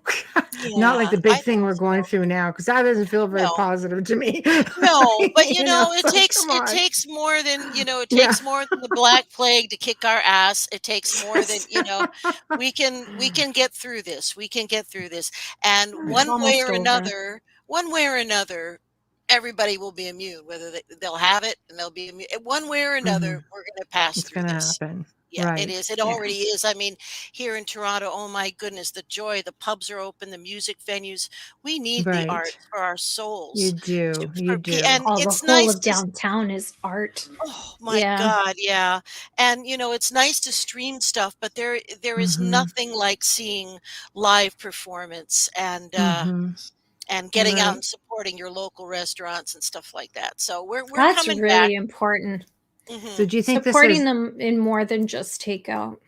Yes. yeah, I don't I don't I like takeout personally. I'm a Yeah. homebody though. No, So I mean for downtown Toronto, they've suffered right. a No, great deal the yeah, we're a social because bunch. Yeah. well, because Oh, of the yeah. theater district, right? With the Yeah, theater Oh, I used to district have shutting theater everything. down. membership for years. So yeah, for Everything. The sure. Yeah, theaters, I'm the gyms, just everything. It's been you're so seeing tough. you're seeing Mhm. restaurants that have been open for 50 years I shut know. down. And I'm Right. like, Yeah. thank God they're at retirement stage because it breaks my heart to see the old ones go, right? Oh man, and So so many family-owned restaurants, 3 generations gone, Mm. yeah, So, yeah. but, Mm. we're making it through. It's gonna be okay, and in Canada, we've done pretty well, and I know there are certain Mm. states that have done really well in the US, Mhm. and I just hope we all get through it. I don't want anyone to suffer. I don't care who they are. I don't Mm. want anyone to get sick, you Is know? this do you I mean, is this the sort of thing that should make people evolve in a way, awaken? Oh, I almost think that this was part of our evolutionary process right now, that we had to Right. do a kind of a stop and reset in a Right. section. And it all seemed to be just something that had to happen. And Mhm. I think people have had incredible experiences Mhm. during this time, all kinds of awareness, and people have decided to go into new careers. They've, Mhm. it's been quite a time. We can reframe this as a positive thing. Mhm. But I hope that it made people understand that they can survive with less noise, you know, Mm. just Mm, just I less think it chaos, less gives the noise. planet a time to, regenerate and I agree. people to reconnect. I think it's important before passing. Not everybody has the opportunity to know when their time is up. And I know that Wayne is in the chat room tonight, but his mother was very, let's just say she was a little tumultuous. She's Mhm, very, she's not a happy camper for most mhm. of her life. But when they believe she actually died, like he watched her just take her last breath and he's like, okay, this is it. Yeah, And she's back. He's like, what the hell, she was right? fighting. Yeah. But yeah, but she just completely went down and then came back, and then all of a sudden she's okay, but came back a different person. Hmm. And basically, well, it's almost like she got this little glimpse, like trying to take the baggage with her because she kept talking about, well, I'm just waiting for the train, you know, and Oh, he's saying yeah, you can't take all that baggage with you. And I yeah. think maybe she was trying to get on with the baggage sort of thing, all the hangups. And they're basically saying, no, you need to go work his stuff out. But she lived another 6 to 8 months, Mhm. wow. rectified everything with everyone, and Mhm. died happily in her sleep after that. Isn't that something? That's a good thing for Isn't that her. that's Right? amazing that she had that Yeah. realization and the ability to take care of business, which was as Yes. much for the people around her as it was for her. Well, yeah, That because technically, can other people bring you back? Because, for example, her whole family could have looked at her and had such horrific memories that we're going to come back and do this again because we never resolved anything the first time. Can sure. they be responsible for bringing you back? Well, they can they Do you mean pulling you back into physical life? Do you mean in into that another, sense? well, no, Oh, doing into it another. all over Well, again. I Yeah. think it has to be. I think there has to be some agreement between the parties. Like I told you with my brother and my Yeah. sister, who were pushing me to do it and come back in. So Right. I think it there has to be some kind of consensus, but certainly I think everyone desires to clean up and fix things when they're in the interlife. They and the fastest way to do that is to come back into physical life. You can Mm. still evolve and do this and that and have relationships and do all your things in the spiritual realms, but you don't learn as quickly. See, It's Bubbles, we could not. do a show in the spiritual realm. I Yeah, know. We don't have to. It doesn't have to be so hard. that's right. I, That's right. it goes to near death experiences as well, right? Because I know with a friend of mine, her mom, she brought the priest in for last rites twice before she died and a year Hmm. before she died. And I was Ah, just amazed by that, and it just, it surprises me every time. But having had near death experiences, in a way, it doesn't surprise me because my mom was the one who said, back you go, Hmm. so mm, It's possible to have a choice sometimes whether you're going to leave or go. What I've heard about many near death experiences is where people mm, are offered the choice. It's your mm-hmm. choice. You can go back, you can stay. It's up to you. Or yeah, sometimes they will say it's not your time yet, and whoosh, you're just back That's through it. the. You don't have any choice in the matter. I did have a near death experience as a very little child, and I had pneumonia, and in those days there Mm-hmm. weren't any fancy antibiotics like now, no designer antibiotics. It was a very serious business, and kids died from pneumonia all the time. yeah, And Right. I remember being in an oxygen tent. There was nobody watching me, but I remember slipping out of my head, like coming Oh. right out of the top of my head. And then I heard I didn't go down a tunnel, none of that. I was floating in the room, and I heard a voice that just said, "No, it's not time yet. You have to go back in." And I Mm. didn't want to. And then I went in again. I went in through the top of my head. So Wow. I didn't get that far. I'm not sure if that was a near-death experience or not, but it certainly seems like It sure seems like I was one. astral Yeah. projecting. I was out. But Yeah. yeah. Oh my gosh. Sherry Oh, asks hey, Brian. a great question. How do you see past lives that committed suicide? Oh, oh my goodness. mm. Wow, this is It's a a good tough one. question. Yeah. Well, there is no, condemnation. There is no, Mm. like I was raised Catholic, nothing Yes. like Thank you for that. that. I say the Nothing like same. that Yeah. occurs at all.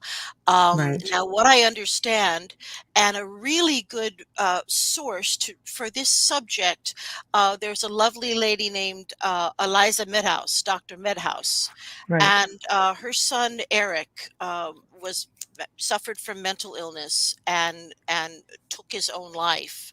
Mm. And there are several books that she's written about his journey because he began communicating with her almost immediately after he Wow. passed. And now has a very big presence, on the internet. And Eric brings in, like, she works with some of the foremost mediums, around, Hmm. and Eric actually brings in people to talk through the medium. So it's kind of Oh, like so he's a the guide, Eric.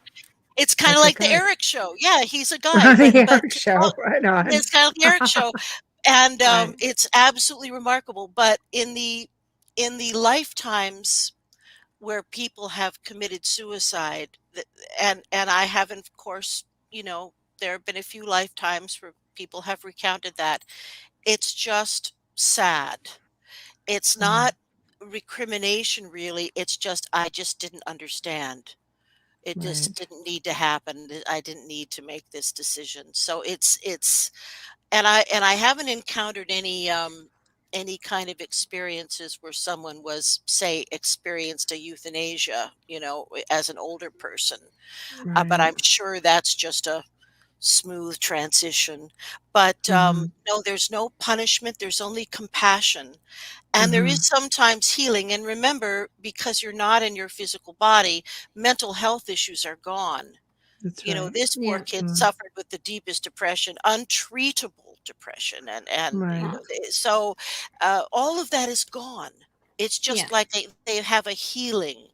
And there's great compassion for the fact that the way they were living was torturous. They just couldn't take it. Couldn't or Yeah. wouldn't. Had And to there's end the pain. had to end the pain. And boy, you know, there was an awful lot when my kids are growing up in the teen years, they lost several friends. That's And it sad. was just horrible. But we have a crisis of teen suicide in our contemporary society. We are at Oh, right now it's really we are bad. at crisis levels. Yeah. So, you know, we need to get to these kids and get them to talk up and make them understand that everything does get better, that it Yeah. can get better, that the teenage part is the worst part. They have to live through it with social media. We didn't. I can know. only Can you imagine imagine? how much worse Oh, it is now. what You the know? Mean Girls would have done Yeah. in those days. I mean, it's a terrible amount of pressure these kids carry. Yeah. I don't know how they do it. I don't know how they do it. I think as a parent, you really have to step up. Yeah. I know people used to say that I was like this helicopter mom. I'm actually really proud of that. And I would sit and be with my daughter when she was online. I think you have to teach them there's an etiquette and teach them not to be. That's what a Because it's not responsible just parent about does. it's not just about teaching your child how to navigate these crazy social media is the toilet bowl of the internet waters, but also to how to be a good person. Yeah. Because the moms at home that think, no, not my child, your child's probably the one doing the bullying. So you should really peek Oh, yeah. and take a look, because you are responsible for that. You are, you have to hold yourself accountable and your child accountable with that kind of behavior, because that kind of behavior is causing other people's children, to take their own lives. Nobody commits suicide for attention. They commit suicide to end the pain. Once you understand that, you can do better. I agree. Brian Baker. Our buddy Brian. Hi, Brian. Hi, Brian. I'm not sure if you touched on interlife, yes. We have. Or Bardo, but I'm fascinated by the idea that in between period, when you dive into your past life regression, how common is it? I'm not sure I understand his question. Let me put my glasses. Let me read it here. Okay. He's fascinated by the idea because that we did touch that on in interlife. We did touch on period, interlife. when you dive in, how common is it to go to the interlife when you're just doing regular Yes. regression? Is that what he means? No, we don't go to the interlife when we're doing past life regressions. We go, let's see, the way it works is, first I get somebody very relaxed and I go through a deep relaxation process with them. Hopefully I get them into the theta state. It's not really necessary, but it's good if you can. The alpha state is fine.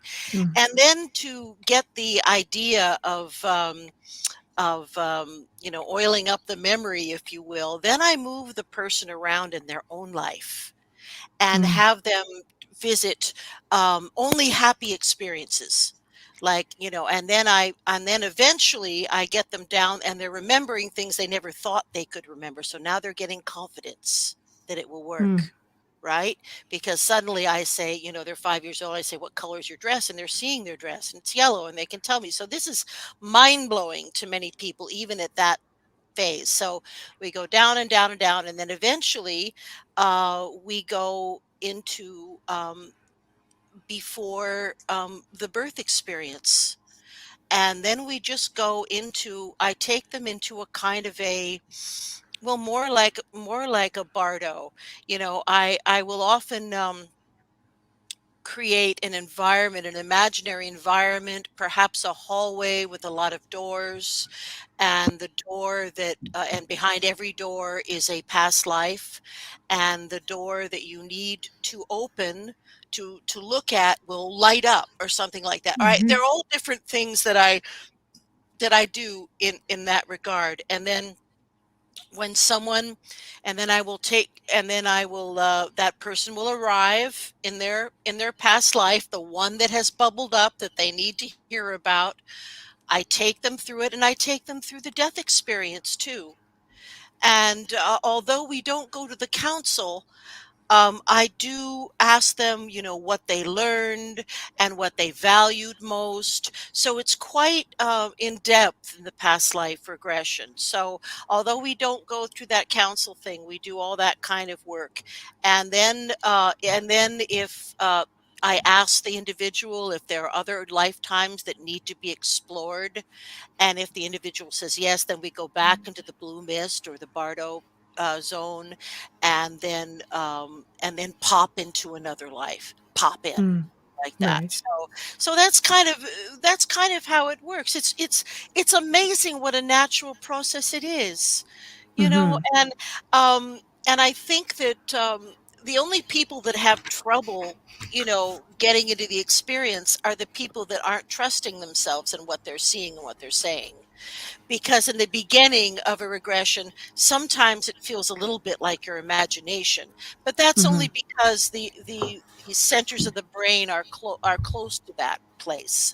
We're really seeing activity in the amygdala, the really deep memory centers of the brain. They know this from conducting MRIs, or probably more likely EEGs when people are in the regression process. So the memories are firing, and some people are very quick processors, I would call them. In other words, I'll ask them one question: look down at your feet. What do you see on your feet? Oh, I'm wearing boots, and then I have some short pants here, and hey, I'm a man, and I got a rifle, and I got. Now, some people are like that, and some people I will ask them questions, then I'll have to wait. Like, there will be a big, 5-second long thing where they're processing, and finally they'll talk to me about it. So, so that's why I think that's one of the big reasons why, if people are quick processors, as I mentioned earlier, I can usually cover about 3 lifetimes. But if someone is a slow processor, just the whole thing takes a lot of patience, and it's a lot longer. Okay, Michelle Millions asks, is a recurring dream a sign of a past life? Oh, it sure can be. It absolutely can be. I've had them. I know there's snippets of scenes from past lives, especially if I've been working a lot in that area. My own memory gets kind of stirred up, I think, in a way. But absolutely, in fact, as I said when we first started talking, that's a very good indication of where we should go to explore past life. If you have a specific dream or sense about a time period or event or country. Right. Wow. Well, thank you. Honestly, we're already at the almost at the 11. I know. I know. That's why you're coming back. There is. I know, but that's why Is that all there is? I have a quick question for you, Lesley. Do you like show theme songs? I adore show theme songs. My whole career as an actor was all about musical theater, most of it. Oh, you better believe it. Oh, yes. We're going to bombard Michelle with the show theme songs. There isn't one I don't I'm in trouble. Oh, no. Oh, no. Listen, I've been in her sister too. Here we go. I've been in some terrible shows too. I've been in some real stinkers. I was in a show, a musical version of Falstaff, and it was called Thud. And this show was so bad that whenever the curtain opened for the second act, there was no one in the theater. Oh my word! Oh wow! Yikes! That's not good. I've seen it in theater. My brother-in-law brother-in-law's an actor. I've seen a lot of theater, but I have to say my favorite, absolute favorite was Fiddler on the Roof. I can't get enough of that one. Oh, I played all Rain. three daughters on the road. I Did played all you? three daughters I one was time so or another. impressed by Carol his Burnett. ability to hold that Oh, wine Carol. bottle on his head. Wayne Mallow says, "I'm so glad we had this time together." Carol Oh. Burnett. Whoa, I'll Thanks do a that. It's like, Thank you, Tina. Oh, that's funny. But Oh, we well, are ladies, at the I end. just have to Yes. thank you both for welcoming me. And it was such No, a thank joy to you. talk to you. Pleasure. And I hope that, I think your listeners are wonderful. They had such marvelous you. questions. What smart We have people they are great out there. listeners. We have We Wow. great do. listeners. We have a great listenership, Yes. and we've got great people in the chat room. They're Yes. just Wonderful. amazing. Yeah. Yes. Thank Wonderful. you so much. So thank My you. pleasure. My pleasure.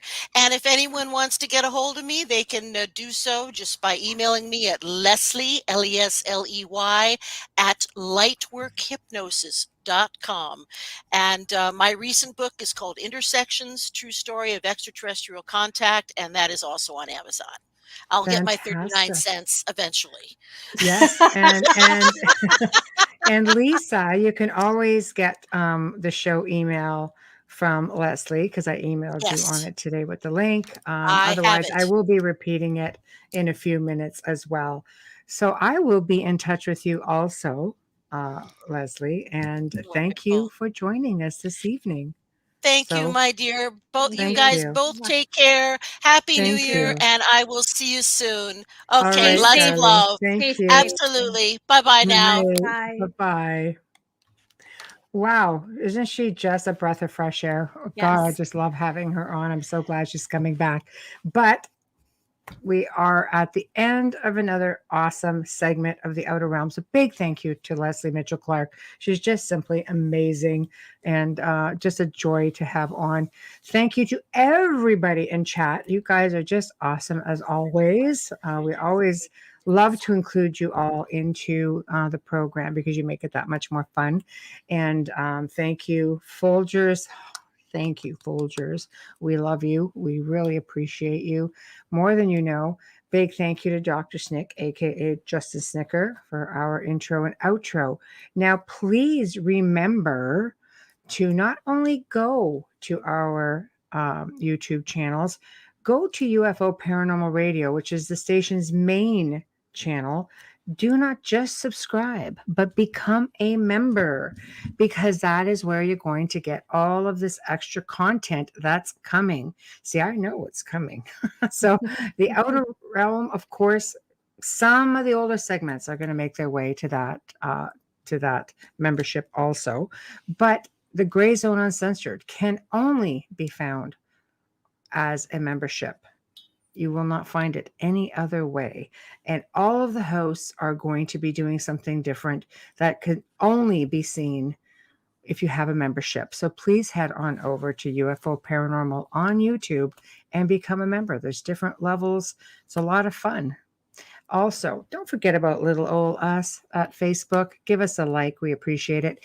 And to contact us, the only place we're going to give you a response, because social media, there's just too many messages. I can't keep track. So please just go to the Outer Realm Contact at gmail.com. Again, that is the Outer Realm Contact at gmail.com. Now, tomorrow night is another show you're not going to want to miss. For the very first time, we have a singer and a esoteric, just, I guess, I don't know how to put it. He's just full of knowledge, and he's just going to be giving us all sorts of different things to think about. And his name is, he goes by Truth Seeker. I love it. I love it.